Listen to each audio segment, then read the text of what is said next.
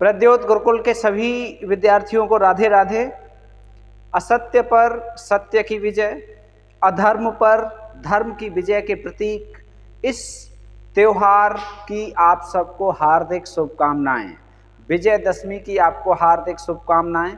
और ऐसी आशा है, ऐसा विश्वास है और ईश्वर से ऐसी प्रार्थना है कि अब आने वाले समय में ये विजयदशमी आपको विजय का आशीर्वाद प्रदान करे। आप अपनी बेरोजगारी पर विजय प्राप्त करें, आप परीक्षा पर विजय प्राप्त करें और आप नौकरी में पहुंच जाएं, ऐसी शुभकामनाएं हैं। आज हम आपके लिए एक बेहतरीन क्लास लेकर आए हैं। 2 दिन से हमारी क्लास नहीं हो पाई थी तकनीकी कारण से। आज हम आपके लिए एक बहुत अच्छी क्लास लेकर आए हैं, तो सभी साथी तैयार हो जाइए। आज हम बात करने वाले हैं अलंकार। ठीक है, अलंकारों के भेद पर, अलंकारों के भेद पर बात करने वाले हैं। अलंकारों पर हमने वैसे अभी फ़िलहाल क्लास आपको नहीं दी है, लेकिन अलंकारों के भेद पर हम चर्चा करने के लिए आपके मध्य उपस्थित हैं। तो आज की क्लास हम आपको देंगे। आशा और विश्वास है कि अलंकारों के भेद वाली ये क्लास आपको ज़रूर काम आएगी, परीक्षा में आपको ज़रूर मदद करेगी। ठीक है, तो अलंकारों के भेद, अलंकारों के भेद इस क्लास के अंतर्गत हम अलंकारों के महत्वपूर्ण भेदों पर चर्चा करेंगे। ठीक है, जो परीक्षा की दृष्टि से बहुत अच्छे होंगे और नॉलेज की दृष्टि से भी, ज्ञान की दृष्टि से भी, ठीक है, उपयोगी होंगे। परीक्षा की दृष्टि से तो उपयोगी होंगे ही होंगे, और वैसे भी आपको एक शिक्षक होने के नाते भी अलंकारों के इन भेदों पर आपको लाभ मिलेगा। ठीक है, तो सभी को राधे राधे। चलिए शुरुआत करते हैं अब। राधे राधे। ठीक है, देखना सही दिख रहा है, सही दिख रहा है। थोड़ा सा कलर पहले वाला भी ठीक था, ये सही है, सही है। ठीक है, चलो तो अलंकारों के भेद पर यहीं से शुरुआत करते हैं, अलंकारों के भेद की। चलो शुरुआत करते हैं। पहला,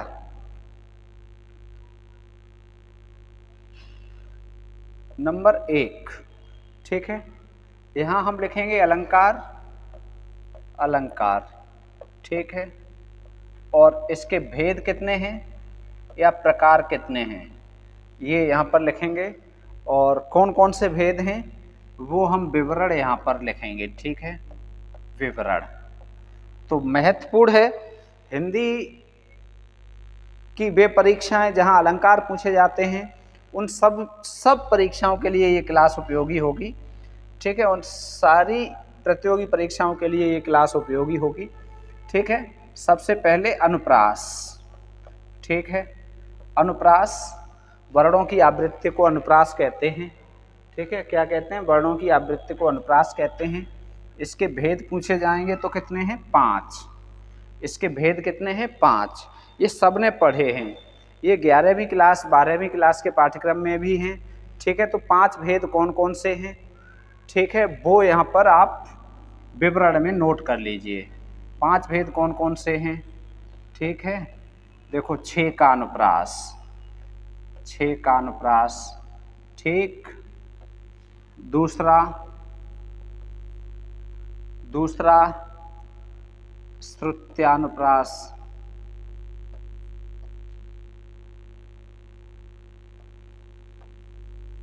ठीक, तीसरा वृत्त्यनुप्रास। ठीक है, ठीक है, आगे जगह कम है इसलिए यहाँ साथ के साथ लिखे दे रहे हैं, ऊपर 2 नीचे। ठीक है,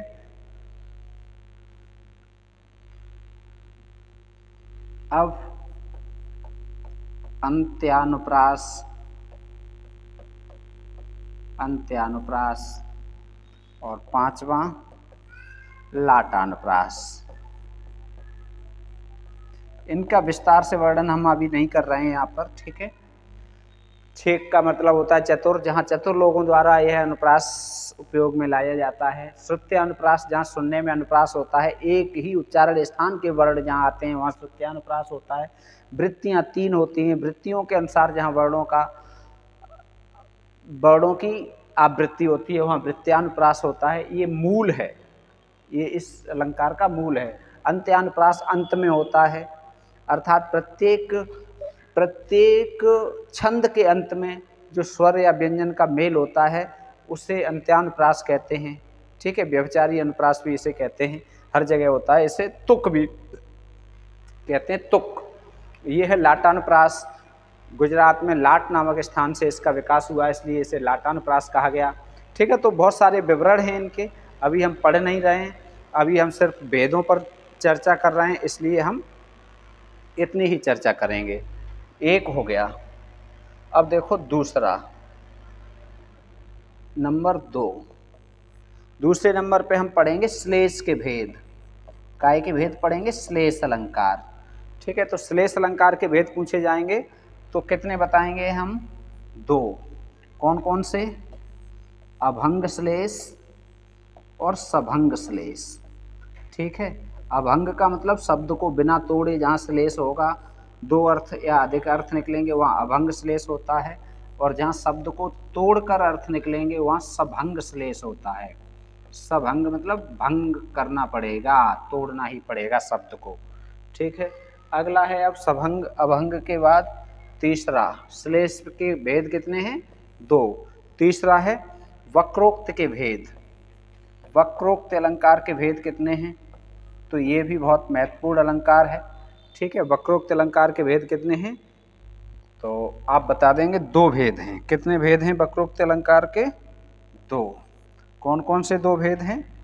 एक श्लेष वक्रोक्ति, श्लेष के कारण वक्रोक्ति होती है, और एक होता है काक वक्रोक्ति। दूसरा क्या होता है? काक वक्रोक्ति। काक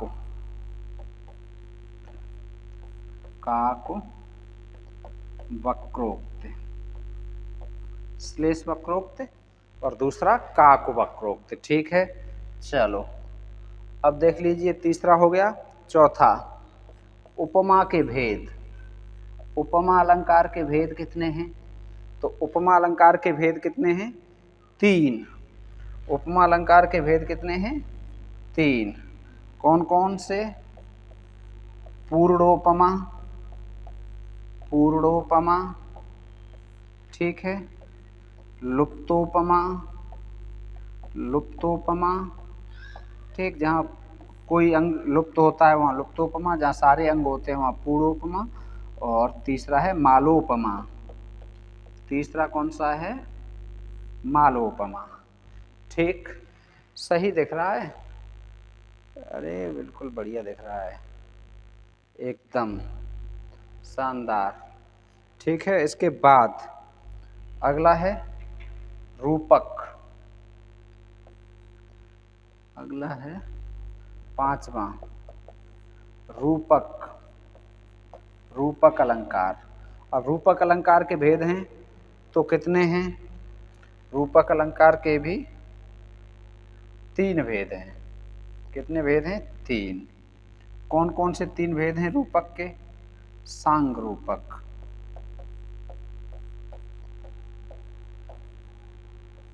सांग रूपक। नंबर 2 निरंग रूपक,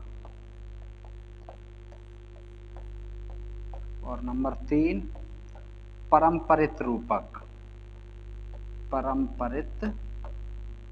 परंपरित रूपक, ठीक है। ये हो गए रूपक के 3 भेद। ये हो गए रूपक के 3 भेद, ठीक है। अब है छठा, उत्प्रेक्षा अलंकार। छठा क्या है?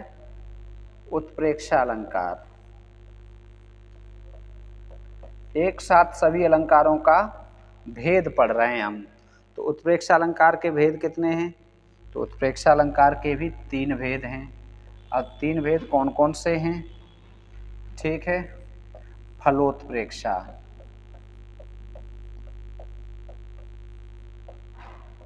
हेतु उत्प्रेक्षा। देखो यहाँ पर संधि हो गई है फल धन उत्प्रेक्षा, तो फलोत्प्रेक्षा। ठीक है, वस्तु धन उत्प्रेक्षा तो वस्तु उत्प्रेक्षा, ऊ की मात्रा हो जाएगी वस्तु धन उत्प्रेक्षा, वस्तु उत्प्रेक्षा, उत्प्रेक्षा। ठीक है, और तीसरा हेतु धन उत्प्रेक्षा, तो क्या हो जाएगा हेतु उत्प्रेक्षा। ठीक है, ये तीन भेद हो गए उत्प्रेक्षा अलंकार के। ठीक है, तीन भेद काय के हो गए ये उत्प्रेक्षा अलंकार के। ठीक, अब उत्प्रेक्षा के बाद अगला है विभावना अलंकार। अगला कौन सा है, सातवां, विभावना अलंकार। विभावना, विभावना अलंकार के मुख्यतः कितने भेद होते हैं, तो दो। कितने भेद होते हैं विभावना के, दो। कौन कौन से, नंबर एक शाब्दी विभावना, शाब्दी विभावना। ठीक है, और नंबर दो आर्थी विभावना, आर्थी विभावना, आर्थी विभावना, शाब्दी विभावना और आर्थी विभावना। विभावना के भेद पूछे जाएंगे तो मुख्यतः दो भेद हैं। ठीक है, ये मुख्य मुख्य बातें हम बता रहे हैं, वैसे कई कई और भी इससे विस्तार से पढ़ा जा सकता है, समझा जा सकता है, और विस्तार से भेद भी और बताए जा सकते हैं। ठीक है, अब है अगला है दीपक अलंकार के भेद यदि पूछे जाएंगे तो। दीपक अलंकार के भेद कितने हैं, दीपक अलंकार के भी मुख्यतः दो भेद हैं। कौन कौन से दो भेद हैं, नंबर एक कारण दीपक, कौन सा, कारण दीपक। ठीक है, और दूसरा माला दीपक, दूसरा कौन सा है, माला दीपक। ठीक, ये दीपक अलंकार के दो भेद हैं, बहुत बढ़िया, कारण दीपक और माला दीपक। ठीक है, इसके बाद कौन कौन से हैं,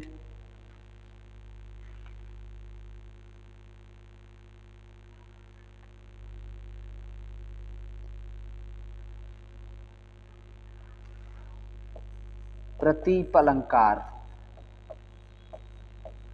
प्रतीप अलंकार के भेद कितने हैं, पांच। कौन कौन से हैं,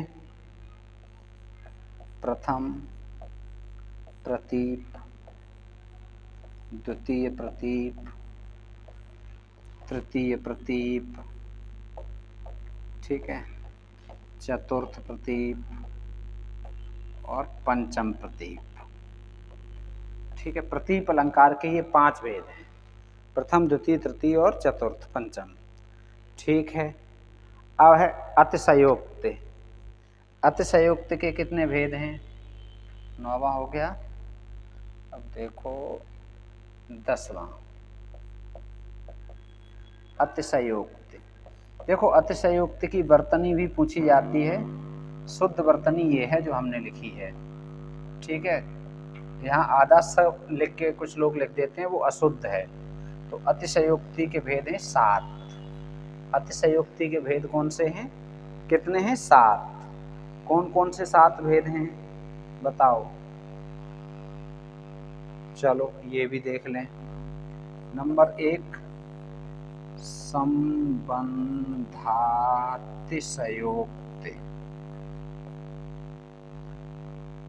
संबंधातिशयोक्ति, संबंधातिशयोक्ति। ठीक है, दूसरा इसी में अ जोड़ दो बस, असंबंधातिशयोक्ति, असंबंधातिशयोक्ति, असंबंधातिशयोक्ति। ठीक है, अब देखो अतिशयोक्ति अतिशयोक्ति तो दोनों में है। पहले में क्या है, संबंधातिशयोक्ति, दूसरे में क्या है, असंबंधातिशयोक्ति। ठीक है, तीसरे में चपलातिशयोक्ति, चपला, चपलातिशयोक्ति, अतिशयोक्ति, अतिशयोक्ति, ठीक है। तीसरी चपला, चपला चंचल, तीसरी क्या हो गई? चपला अतिशयोक्ति। चौथा अक्रमातिशयोक्ति, अक्रमातिशयोक्ति, अक्रमातिशयोक्ति। चौथा भेद क्या है अतिशयोक्ति का? अक्रमातिशयोक्ति, अक्रमातिशयोक्ति, ठीक है। अगला पांचवा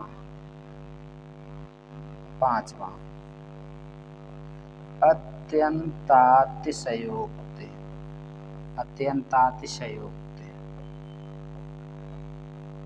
ठीक है। अत्यंत अतिशयोक्ति क्या होगा?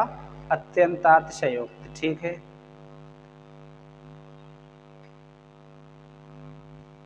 छठा भेदाकातिशयोक्ति,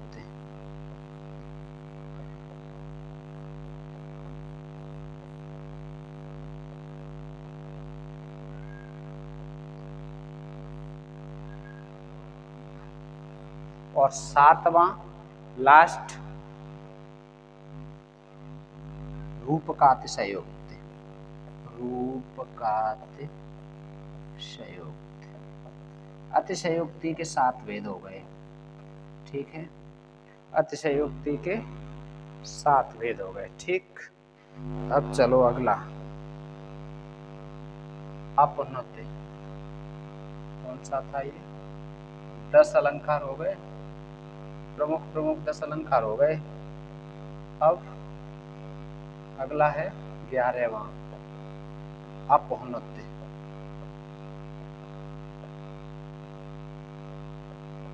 अपौनौति, ठीक है। तो अपनौति के भेद कितने हैं? 6। अपनौति के भेद पूछे जाएंगे तो कितने हैं? 6। 12वां परिसंख्या, परिसंख्या। इस अलंकार के भेद कितने हैं? 2।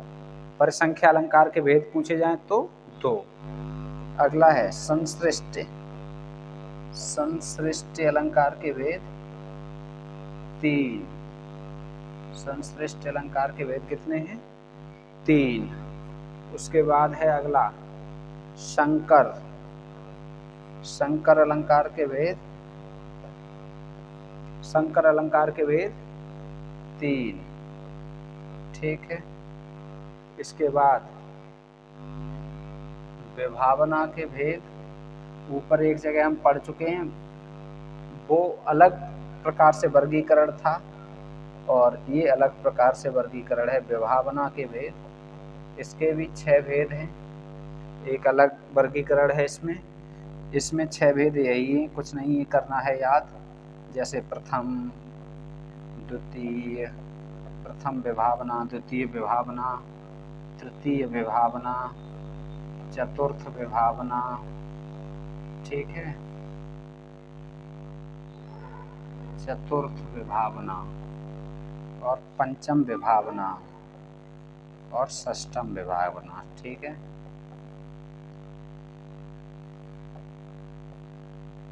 छह विभावना के भेद हैं ये, ठीक है। अगला है, चलो कितने 15 अलंकार हो गए, मुख्य 15 अलंकार हो गए, ठीक है। विभावना के 6 भेद, संसृष्टि के 3 भेद, संकर के 3 भेद, परसंख्या के 3 भेद, अपनौति के 6 भेद, अतिशयोक्ति के 7 भेद, संबंधातिशयोक्ति, असंबंधातिशयोक्ति, चपलातिशयोक्ति, अक्रमातिशयोक्ति, अत्यंतातिशयोक्ति, भेदकातिशयोक्ति, रूपकातिशयोक्ति, ठीक है। प्रतीप के 5 भेद हैं, प्रथम, द्वितीय, तृतीय, चतुर्थ, पंचम। दीपक के 2 भेद हैं, कारण दीपक, माला दीपक। विभावना एक प्रकार से शाब्दी और आर्थिक विभावना अलग अलग होती हैं, ठीक है। और उत्प्रेक्षा के 3 भेद मुख्यतः हैं, फलोत्प्रेक्षा, वस्तुत्प्रेक्षा और हेतुत्प्रेक्षा। फल धन उत्प्रेक्षा गुण संधि है, वस्तु धन उत्प्रेक्षा दीर्घ संधि है, ओ और ओ मिलकर ऊ हो रहा है। हेतु धन उत्प्रेक्षा दीर्घ संधि है, हेतु उत्प्रेक्षा होगा। रूपक अलंकार के 3 भेद हैं मुख्यतः, सांग रूपक, निरंग रूपक और परंपरित रूपक। उपमा के 3 भेद हैं, पूर्वोपमा, लुप्तोपमा और मालोपमा। वक्रोक्ति के श्लेष और काक वक्रोक्ति। श्लेष के दो भेद हैं, अभंग और श्लेष, सभंग श्लेष। शब्द को तोड़कर उसके अर्थ निकाले जाएंगे तो सभंग होंगे, बिना तोड़े निकाले जाएंगे तो अभंग होगा। ठीक है। अनुप्रास के 5 भेद हैं, छेका अनुप्रास, श्रुत्यानुप्रास, वृत्त्यानुप्रास, अंत्यानुप्रास और लाटानुप्रास। ये भेद हो गए अनुप्रास के। तो ये अलंकारों के मुख्य भेद, अलंकारों के मुख्य भेद, अलंकारों के भेद हम लोगों ने पढ़ लिए। ये एक जगह आप नोट कर लेना, जिससे कि अलग अलग जहाँ अलंकार पढ़ते हो वहाँ अलग अलग लिखा रहता है, तो फिर क्या होता है, उन्हें समझने में पढ़ने में दिक्कत होती है। एक जगह आपको सारे भेद मिल गए। ये क्लास आपके लिए ज़रूर उपयोगी साबित होगी, ऐसा विश्वास है। आपको एक शिक्षक, अच्छे शिक्षक बनाने में, अच्छी नॉलेज में और आपकी परीक्षा में। ठीक है। तो परीक्षा की तैयारी के लिए प्रत्योत गुरुकुल से जुड़े रहिए और अपना कर्तव्य थोड़ा सा निभाइए, लोगों को शेयर कीजिए, अधिक से अधिक लोग जुड़ें तो हम भी आपकी कुछ तैयारी, कुछ प्रश्नोत्तरी लेकर आएँ, कुछ पेपर लेके आएँ। यदि आप सब सहयोग करें तो हम आपके लिए ऐसे पेपर लेके आएँ, ऐसे प्रश्न लेकर आएँ जो परीक्षा में आपके लिए एकदम कारगर साबित हों। बस आपकी मदद चाहिए, आपका सहयोग चाहिए। यदि आप सहयोग करेंगे तो फिर हम आपके लिए अच्छा कंटेंट लेकर आएंगे जो आपके लिए बहुत उपयोगी साबित होगा। मिलेंगे फिर। बहुत बहुत धन्यवाद। बहुत